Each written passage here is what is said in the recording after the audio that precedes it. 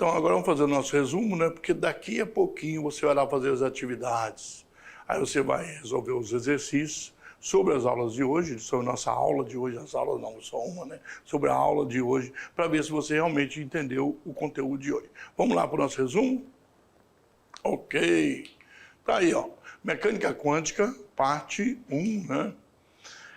Olha, o surgimento da mecânica quântica, ele falou que começa nesse século XX, né, que nós já estamos no século XXI.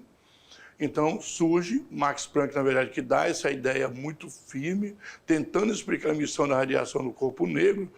Ele, nessa procura, ele usou algo diferente e pensa de uma maneira quântica para resolver. E aí monta aqui o que nós chamamos de... A energia é igual a constante de Planck, que é um valor fixo, não precisa decorar isso aí, vezes a frequência da luz. Então você, da luz emissora, né? Que é a frequência dessa luz aqui, certo? Então V não é de velocidade, ok? E H é constante de Planck, não precisa decorar nada, tem esses valores para você.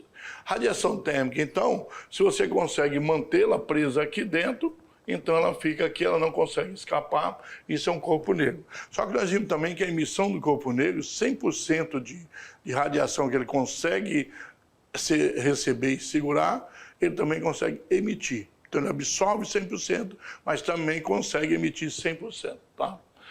Antes pensava que ele só recebia, mas chega uma hora que tem um limite, né? Nem tudo pode ser infinito, certo? Então, um corpo negro ideal vai absorver 100% da radiação incidente e vai emitir 100% da radiação. Então nós tínhamos aqui a catástrofe da ultravioleta, porque a teoria desses dois cientistas, Rayleigh e Jeans, são dois, né? Eles montaram essa teoria, mas não conseguiam comprovar. Então chamou de catástrofe ultravioleta, porque o ultravioleta ele não funcionava. As outras luzes conseguiam, mas não conseguia com ele. Aí o Planck pensa diferente, vem com uma ideia diferente, e aí, na verdade, ele faz o quê? Ele vai lá e mostra que não era daquele jeito, né? Mostra que, na verdade, não vai para o infinito. O comprimento de onda ali menor, do ultravioleta, ele vai decaindo, né? Então, tem um pico de frequência, nós chegamos a 6.000 kelvins, que é uma temperatura altíssima, medida de temperatura absoluta, que é o Kelvin, não é Celsius, nem Fahrenheit, né? Então, nós temos as frequências, diminuindo a frequência, e aumentando a frequência. Então, de 3.000, 4.500, que é a temperatura, desculpa, frequência não, a temperatura. E aí você chega num pico de frequência com 6.000 kelvins, tá? Ok?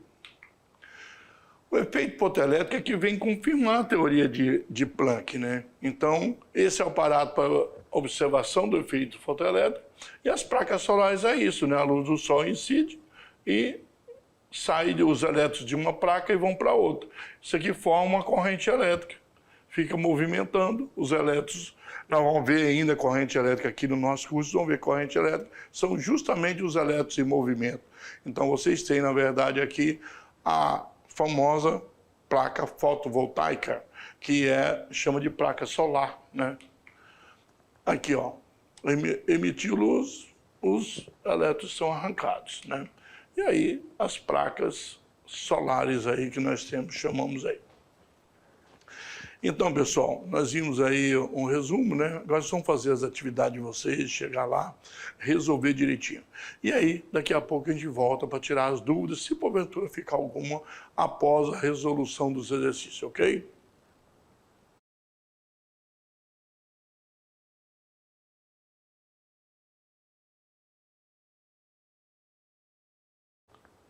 Estamos de volta, né?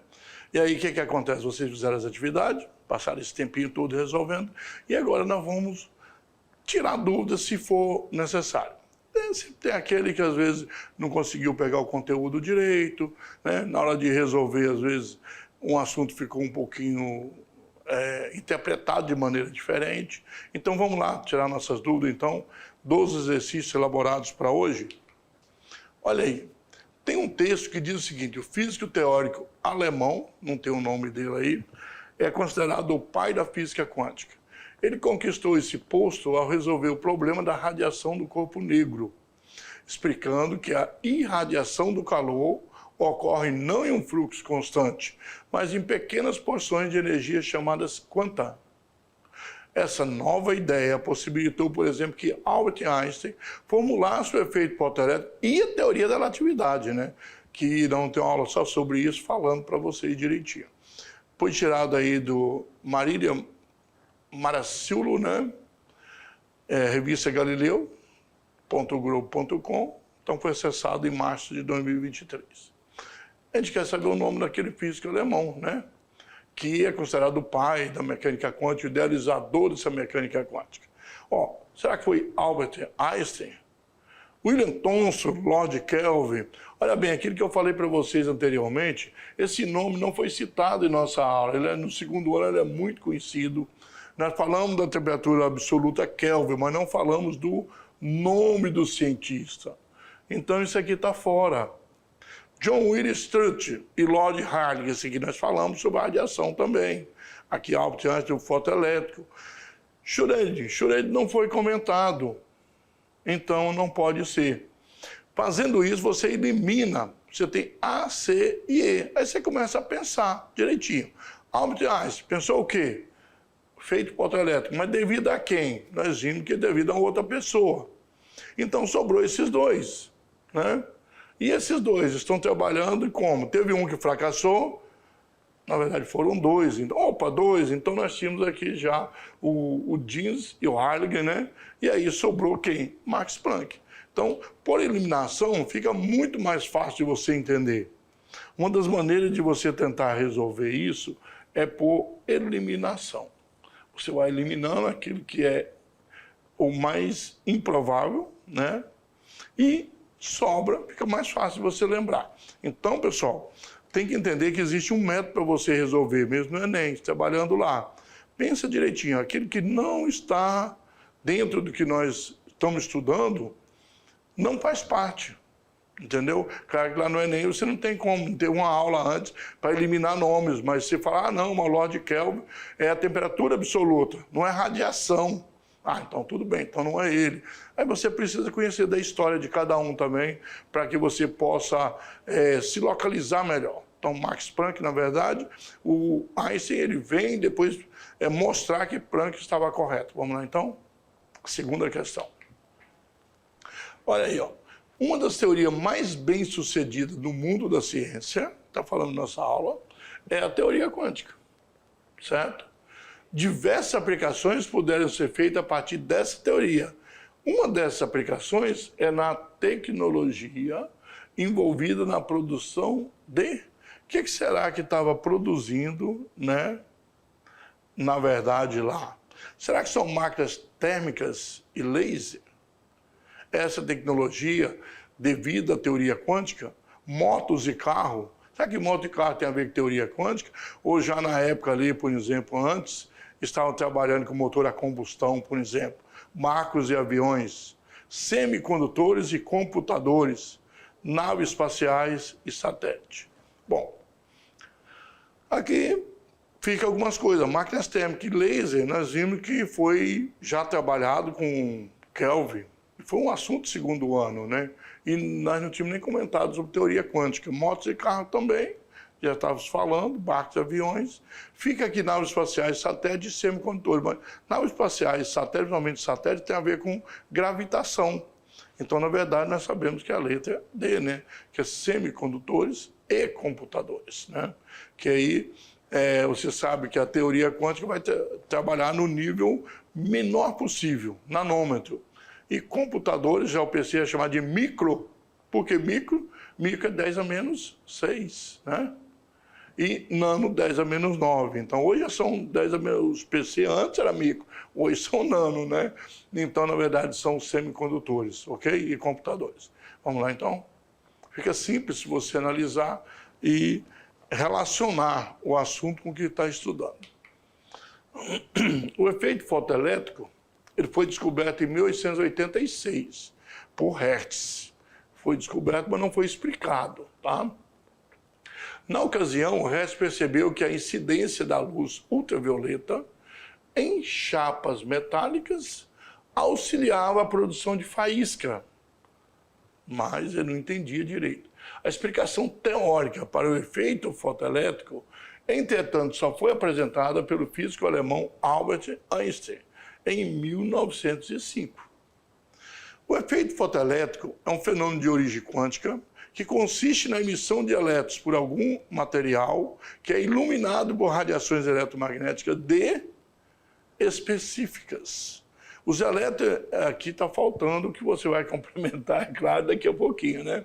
Os elétrons emitidos por esses materiais são chamados de fotoelétrons, ou fótons, né? Tirado de Brasil Escola, o que é efeito fotoelétrico, tá?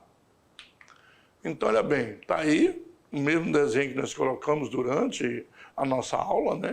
Um pouquinho diferente, mas a diferença é pequena, basicamente é o mesmo desenho, certo? A velocidade dos elétrons arrancados das placas metálicas, a velocidade dos elétrons arrancados das placas depende do marque o termo que completa a lacuna do texto lá atrás aqui, né? Você viu aqui, ó, que é a mesma coisa e que inclusive vai auxiliar na velocidade dos elétrons. Foi comentado isso na aula. Será que é a temperatura da placa? Será que a intensidade da luz que foi emitida, a intensidade mais forte, mais fraca, então mais forte possível? Será que é da frequência da luz, o tipo de frequência que emite aqui? Será que é o tipo de metal? Ou será que é espessura da placa? Bom, referente à placa, a gente sabe aqui que tanto a temperatura como a espessura não é isso que nós estamos trabalhando. O tipo de metal, ele tem o que nós chamamos de frequência de corte.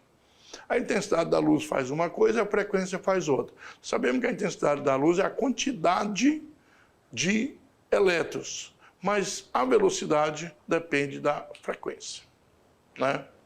Então depende da frequência, na verdade. E lá diz frequência específica. Por quê? Porque se você estiver trabalhando ali, ó, olha aqui, ó, ela é de frequência específica. Por que frequência específica? Porque nós sabemos que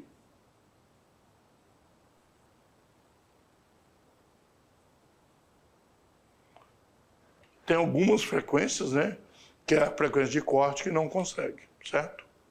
Então, tá aí. Agora, né, nós podemos trabalhar uma questão de Enem, já falamos aqui do efeito fotoelétrico, de Planck, de onde surgiu, né, a mecânica quântica. Vamos para a questão de Enem. Lembrando que o Enem é muito importante para nós, né? E mesmo com essa mudança, falando aí do novo ensino médio, mas o Enem está ligado ao ano que você estuda. É uma avaliação que pode mudar o seu futuro, né? Você pode adquirir, entrar numa faculdade aí, uma boa faculdade, apenas tirando notas muito boas no Enem. Esse é de Enem de 2013. Ó, a telefonia móvel no Brasil opera com celulares cuja potência média de radiação, nós falamos de radiação nessa aula, né? É cerca de 0,6 watts. Essa é a potência da radiação, 0,6 watts. Nós já estudamos potência no segundo ano, né? Por recomendação da ANSI, que é a Agência Nacional, né? IEEE, tudo isso são agências ligadas à telefonia, tá? Foram estipulados limites para a exposição humana à radiação emitida por esses aparelhos, esse primeiro da saúde, né? Internacional. Para atendimento dessa recomendação, vários conselhos. Primeiro, segurar o aparelho a uma pequena distância do ouvido, não colado no ouvido. Usar fones de ouvido para chamada de voz é melhor do que ficar colocando no ouvido. E utilizar o aparelho no modo viva voz ou com dispositivos Bluetooth. Muito melhor do que você ficar encostando. Porque as radiações emitidas, pessoal, nos aparelhos, então, essas radiações emitidas, elas estão muito próximas do seu ouvido e pode danificar seu tímpano, por exemplo, entendeu? Então, é muito importante, ou atingir o cérebro, né? Eliminando algumas células, criando câncer, por exemplo. Então, é importante que você tome os maiores cuidados possíveis. Claro que se você usa de vez em quando, uma vez ou outra, mas hoje em dia a gente usa o telefone praticamente o dia todo, horas e horas e horas. Isso é que é perigoso. Vamos lá, então? Ok? Essas medidas baseiam no fato de que a intensidade da radiação emitida decai rapidamente conforme a distância aumenta. Então, com a distância, ela decai essa intensidade. Por isso, afastar o aparelho vai reduzir os riscos. Menor intensidade, né? Isso aqui foi tirado de efeitos na saúde humana da exposição aos campos de radiofrequência, aí, ó, da Universidade, Universidade Federal de Santa Catarina, tá? E acesso em 2011 adaptado no Enem, né? 2011, porque foi em 2013 que fez isso, mas estudo de uma universidade. Para reduzir a exposição à radiação do celular de forma mais eficiente, o usuário deve fazer o que então? Deve utilizar o sistema Viva Voz com aparelho apoiado numa mesa de trabalho, fones de ouvido com aparelho na mão, fones de ouvido com aparelho no bolso da calça, fones Bluetooth com aparelho no bolso da camisa, o aparelho mantido a 1,5 centímetro do ouvido segurado pela mão. E aí? Olha, o melhor é não ficar perto do corpo, né? Se você está com o aparelho na mão, a radiação passa para sua mão. Se no bolso da calça, o bolso está colado ao seu corpo, né? Se o aparelho está no bolso da camisa, está colado ao seu corpo. Se está 1,5 centímetro do ouvido, mas segurado pela mão, protege o ouvido e não protege a mão. Então, na verdade, a gente percebe aqui que o melhor seria você utilizar o sistema de Viva Voz, não precisa ficar colado ao seu corpo, o celular não precisa estar encostado em você e apoiado na mesa de trabalho, já fica uma certa distância dele, correto? Então, é o mais seguro para nós aí, esse sistema aí, né? Olha bem, Viva Voz e o aparelho apoiado numa mesa de trabalho. Bom, nós sabemos que tudo tem risco, né? Esses riscos que nós temos aí, podemos diminuir os riscos.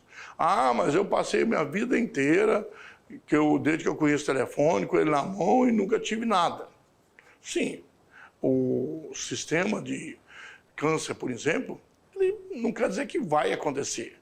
É que você pode se prevenir, porque se acontecer, para resolver o problema não vai ser fácil. Se não acontecer, beleza, sorte, não tem problema nenhum. Mas se acontecer, para resolver não vai ser fácil.